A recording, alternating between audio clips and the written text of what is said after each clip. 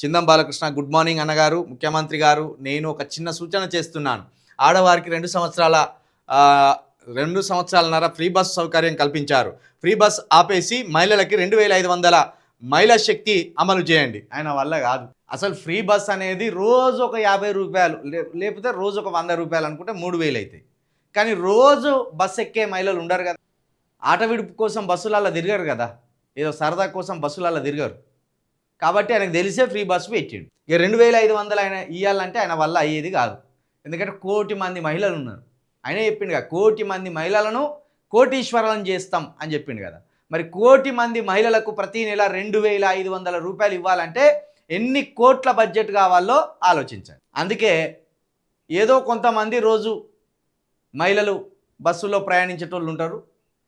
వాళ్ళని ఏదో తూతు మంత్రంగా వాళ్ళకు ఫ్రీ బస్ ఇచ్చినామని చెప్పి చేతులు దులుపుకుంటే చాలని అది ఇచ్చిండు.